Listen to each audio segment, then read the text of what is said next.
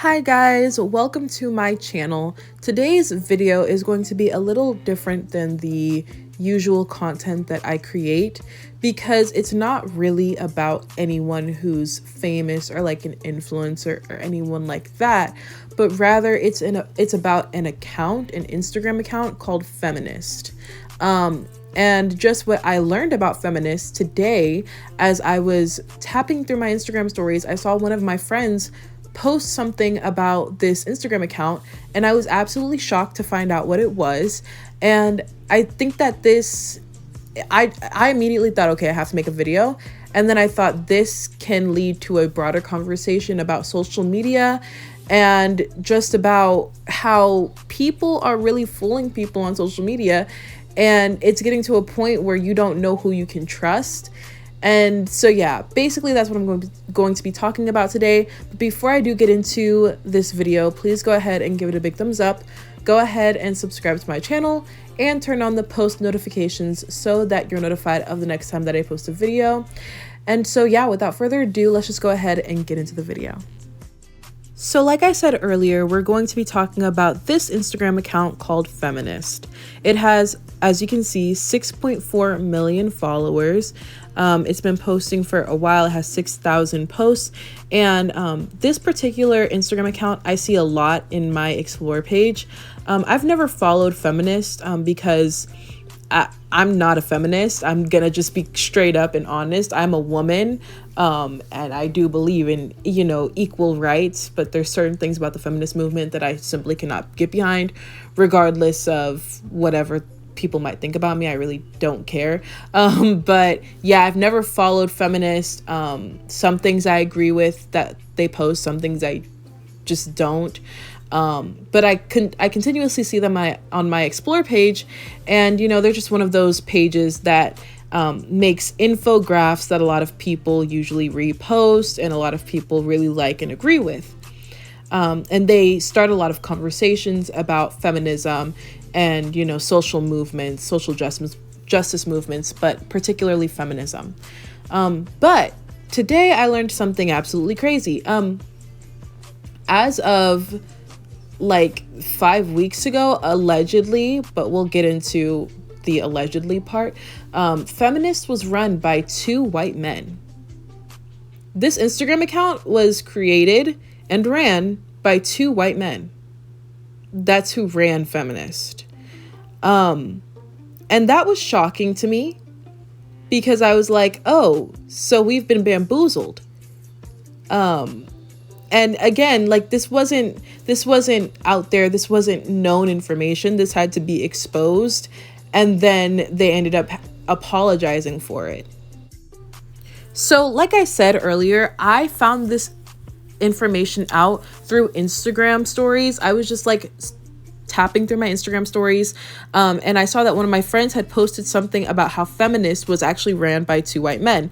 I was like, what the heck? So I immediately went and Googled it, and I found this article, which I will link in the description below if you want to read the rest of the article. But I actually found 2 different articles talking about this, and they also referred to other articles, so you can really do a lot of research about what exactly was going on. But pretty much Feminist was created by a company that does social media. So it's a social media company.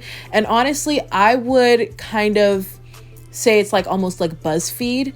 It's a company that really focuses on content creation, but it seems like it's a lot more personal than what it actually is.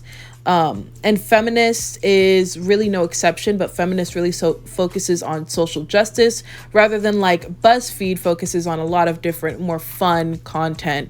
And BuzzFeed is clearly like, okay, you might have different creators that you like. You might have different BuzzFeed accounts that you like, but you know that it's part of this bigger company. Feminist was never clearly said as, hey, this is part of a big social media company that basically targets people who want to learn more about social justice, who, they're basically targeting an audience who's coming to them looking for like-minded people who are as upset about the inequalities in society as they are. And what I also find interesting is that they don't only just like make these pages and don't say anything about the fact that it's part of a bigger company. They don't obviously disclose the fact that it's not actually run by women. But they also treat it, as this article says, as a business to promote a clothing line and to promote, to gain as many followers as possible so then they can make money. And I know that a lot of people might not understand how social media can make you money, but once you reach a certain follower count, you have a certain influence, regardless of if you have 10,000 followers or 10 million followers. You have a certain amount of influence that can get you a certain amount of money, depending on if someone wants to advertise on your page. And so even though feminist is not like an influencer like Jaclyn Hill or someone who can just, promote her product on your YouTube channel, if feminist decides that they're going to repost something from your page, that gains you a lot of traction on your page. And feminist does that a lot, where they repost things from other people's pages, and those could easily be paid promotions that people don't know about. And I wouldn't put it past them to do undisclosed sponsorships, since they didn't disclose the fact that it's literally not even run by women. And it's also a way to gain traction for their clothing company and their merch company. So all of this is really about making money. This is all a business at the end of the day. Also, as this article points out, which is a different article, and I will also link that in the description below. What's also really upsetting to me personally about this, even though, again, I don't consider myself a feminist, I wouldn't say that about myself. These usernames on Instagram can be very important. Usernames and handles on social media, especially when you're trying to, grow on social media, are very important.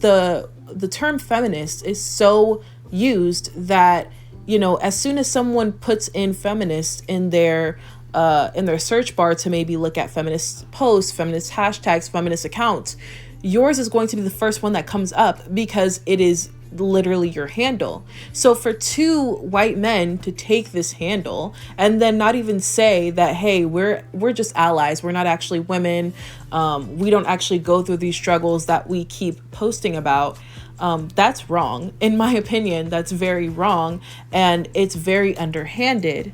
And I think that they immediately went for this handle as soon as they saw that these types of pages can make money. Like their other page called Change, and the only letter from Change that's missing is the A.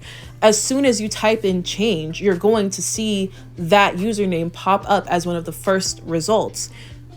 They know to do this because they're thinking of Instagram and social media as a business, which is not inherently wrong. I would never say that, because that doesn't make any sense. Like, if you can make money on social media, make money on social media.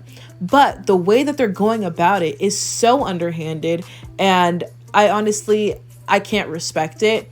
And I don't think that it's out of allyship. If it was out of allyship, they wouldn't be the ones handling the Instagram account.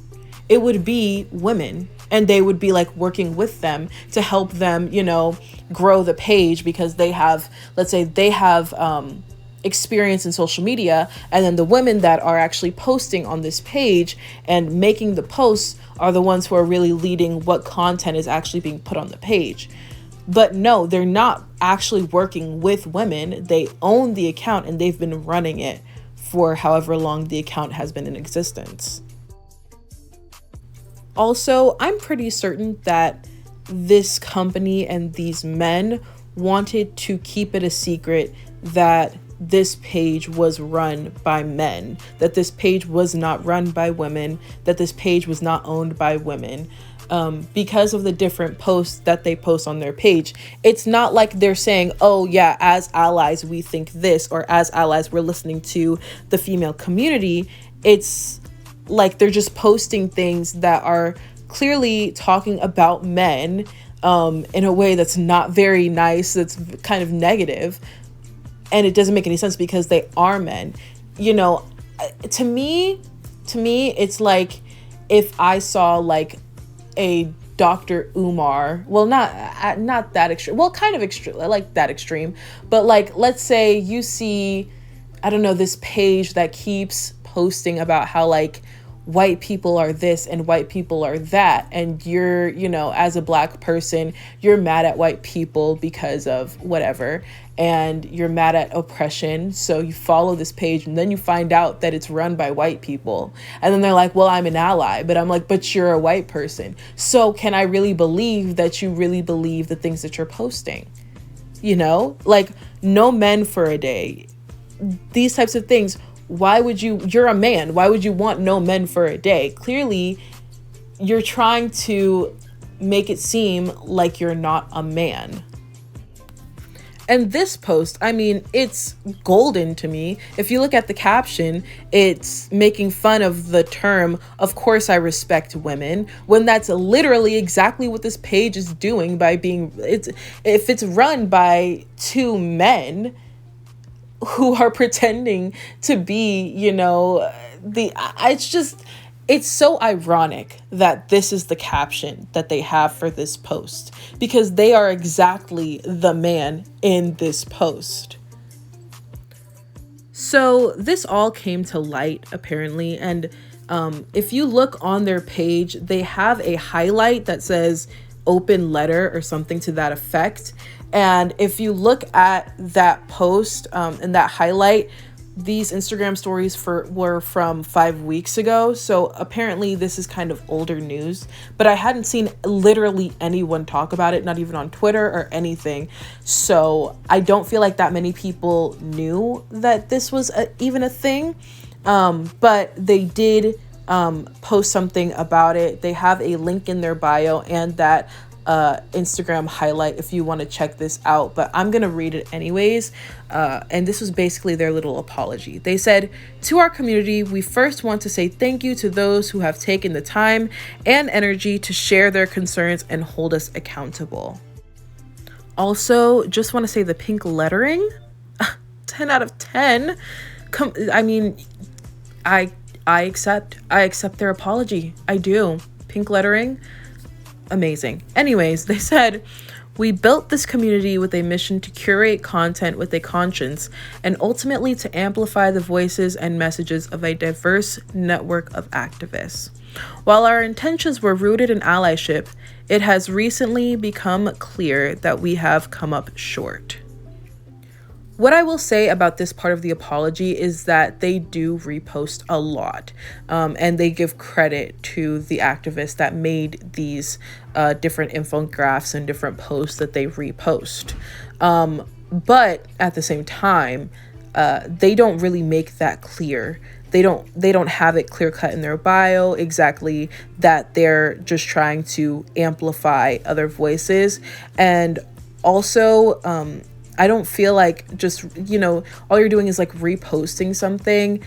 To me, that's not really amplifying these voices. It's just kind of getting a following based off of other people's posts. Like, I see what they're trying to say, but at the same time, all you're doing is you're profiting off of other people's work and activism. "We never imagined this platform reaching the size and scale it has. It is time the management and curation of this platform is put in the hands of the communities it is existing to represent." Okay, so many problems that I have with this. First of all, that is the most influencer thing I've ever heard. "Oh, I never imagined my platform to get so big. I never imagined, you know, my YouTube channel to get so big," when they get exposed for saying the N-word on Twitter 2 years ago or whatever. You know, that is just, first of all, they're a company. They've been exposed for being a company. So yeah, they did imagine the platform to at least get kind of big. That was their whole entire goal. So to say we never imagined this platform reaching the size and scale it has is honestly, to me, a lie. Like, that's just completely a lie. They might not have imagined it to get to 6 million followers, but you knew that what you were doing. You knew that this was a business. You were going into it trying to get as many followers as possible. So you were trying to at least imagine it getting to like 1 million or something like that. Also, now is the time that management and the platform is put into the hands of women. Now is the time. It wasn't the time when you hit 1 million. It wasn't the time when you hit 100,000. Like, I'm sorry, now is the time? No, now is the time because you've been called out. So don't sit up here and try to act and pretend as if you're so sad and you're so sorry and you just now realized, you know what, we've gotten big enough. Let's give this to women. What? Doesn't make any sense to me. They then go on to say, we will be working with a close circle of women activists who we have built relationships with through this journey to identify and onboard a much larger and more diverse team representing the experiences of all women and marginalized communities that intersectional feminism fights for. What bothers me about this is they say we will be working with a close circle of women activists. Why haven't you been working with women activists before? Why is this we will be? So this is in the future tense. Why is it not we are working?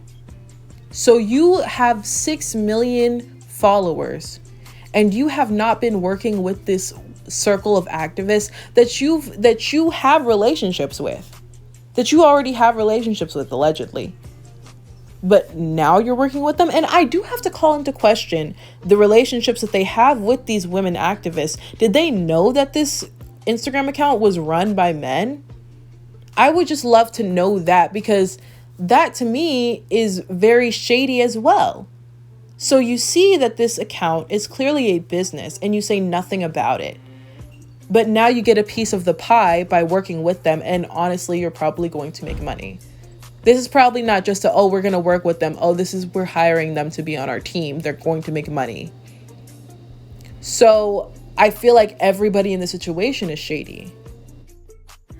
They then go on to say, we are committed to having a women, BI, POC, and LGBTQ plus led team managing the @feminist platform no later than January 31st, while making a transparent announcement to our community about the individuals who will be taking over on or before this date.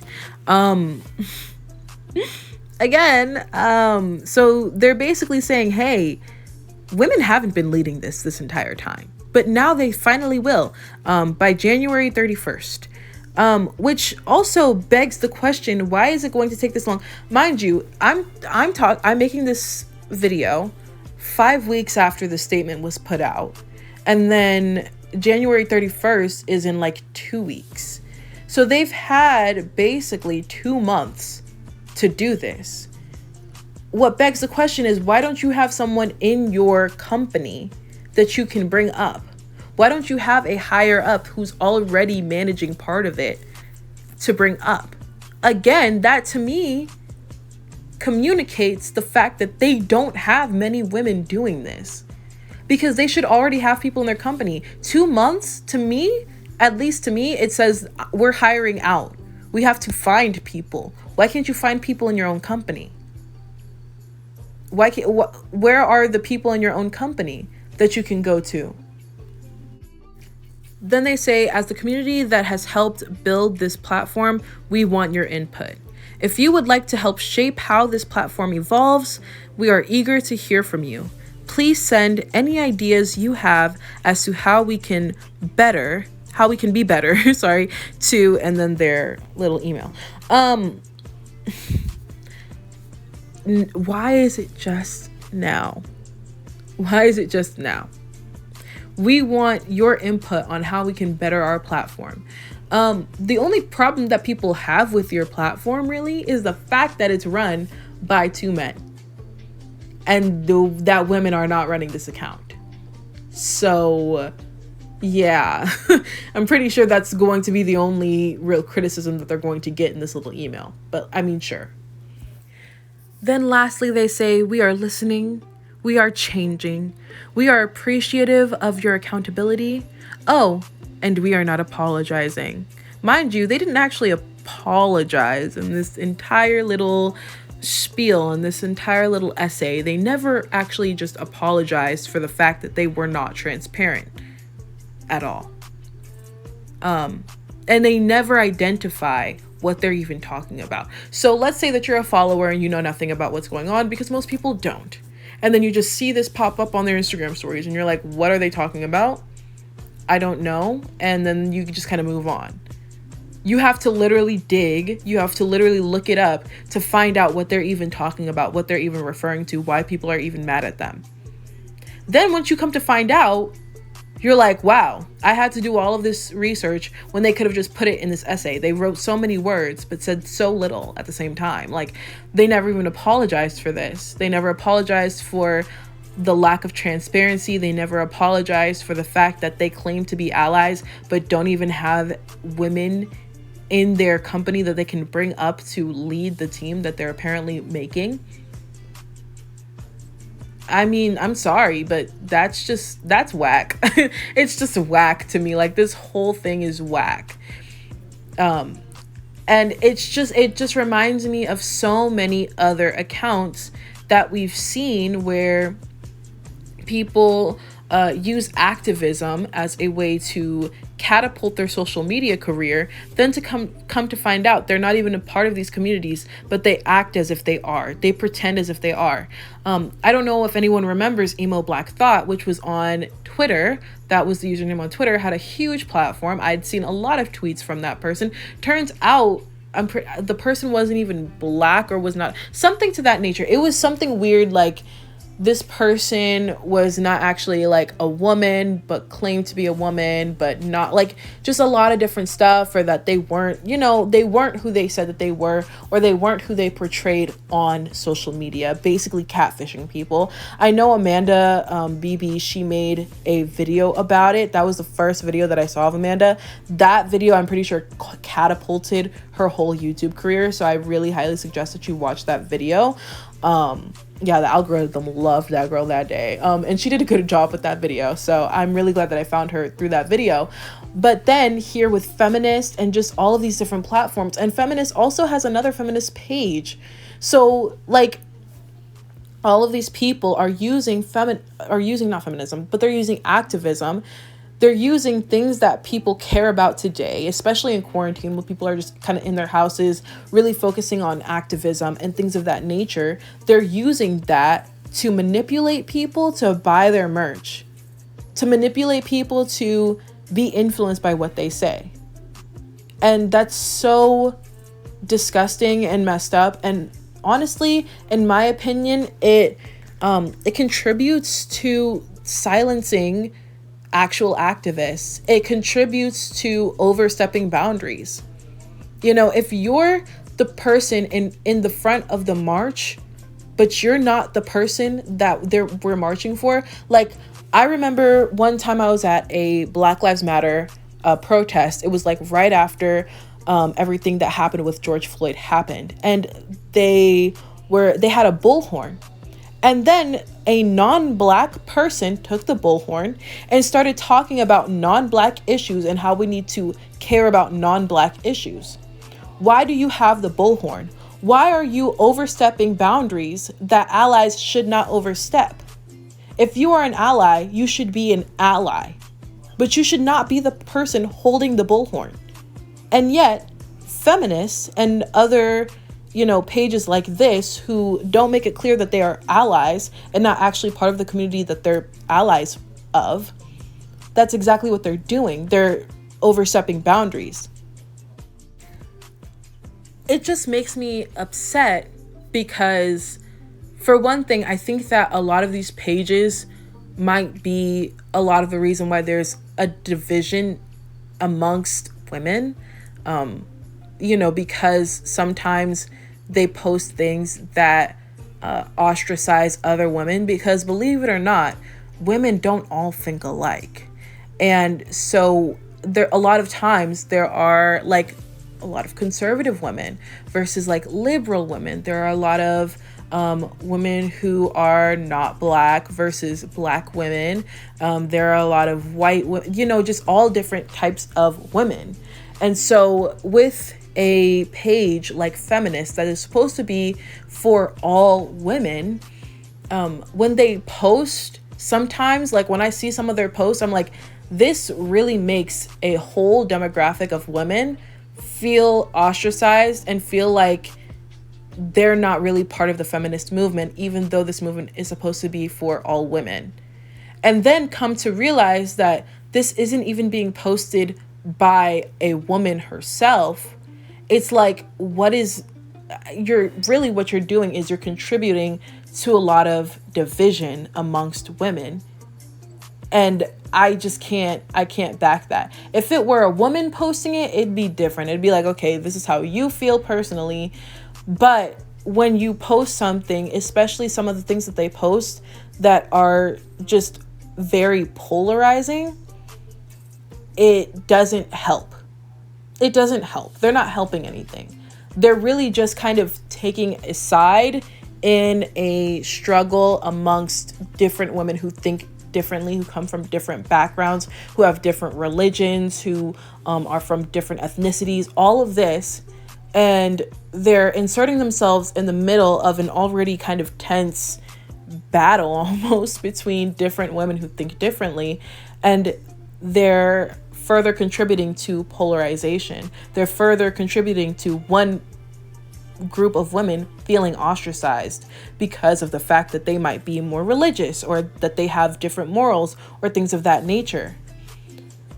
Honestly, the page itself, like I'm not the type to follow a page like that. Honestly, I don't really like following any activism pages because I get angry easily and I don't really want to do that. But to know that it's run by men, it's like, oh, so you're inserting yourself, you're putting your voice into these debates where it has no business being. And then what I also saw in one of these articles, which again will be linked down below, basically one of the articles was talking about how this page does not really monitor its comments. So you see a lot of trolls and people who will talk down to women in the comment section, and they leave those comments, they keep those comments in the comment section because it helps business, it helps with the algorithm, it helps with just traffic coming to their page. And that's also very, like, you're letting random guys who are completely sexist, you're letting them come into your comment section and say disgusting things about women. That's not right. I myself as a woman, I would be upset, even though I'm not, I don't profess to be a feminist. If I saw that in my comment section at all, it would be deleted because that's just, but they don't care because they're not even women. They don't even feel offended. So, this whole thing is a mess. And I think that what we can learn from this is that you can't take everything that everyone posts as fact. You can't trust everyone who posts where you're like, oh, that sounds right. You can't trust everybody because clearly some of the people behind these infographics are not really who you think that they are. They're really just doing this to get your attention and ultimately to get your money in some way, shape, or form. And that I can't get behind. And hopefully, if you come across this page or if you already follow it, you just take what they post with a grain of salt. So that is it for me. Please enjoy this obligatory picture of Tom Holland as I close out. But those are my thoughts, and that was kind of, just everything about the Instagram account Feminist on Instagram, and also the other accounts owned by this company. Please just be cautious and be wary of the people that you follow, whether they be anonymous or not. You don't know who you're following, who's behind that account, and who you're giving money to in one way or another, who you're supporting financially in one way or another. Even though you might not be directly giving them money, if you give them your follow, then someone else might give them your money.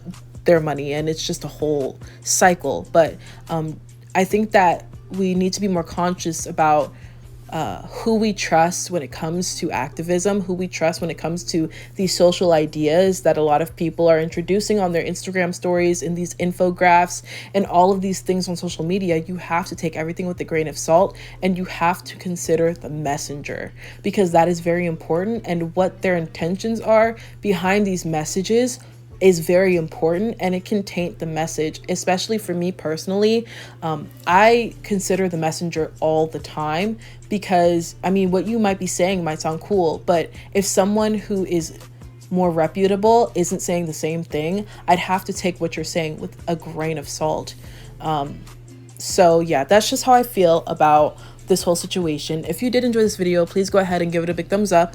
Go ahead and comment down below what you think of this entire situation. Do you think that we should be okay with it because they're allies, or if we should, you know, be upset about the fact that feminist is not run by women? You know, what do you think? Leave that in the description below. And also, not in the description, in the comment section. Also, I do realize that men can be feminists. I obviously realize that, but at the same time, feminism is really about, you know, stopping the oppression of women in the world. So it's obviously way more appropriate for a woman to run this account than a man. And also just the posts and everything, I think that it's clear that they were trying to pass themselves off as being a woman. So that's where I feel like the issue lies, even though I do understand that men can identify as feminists.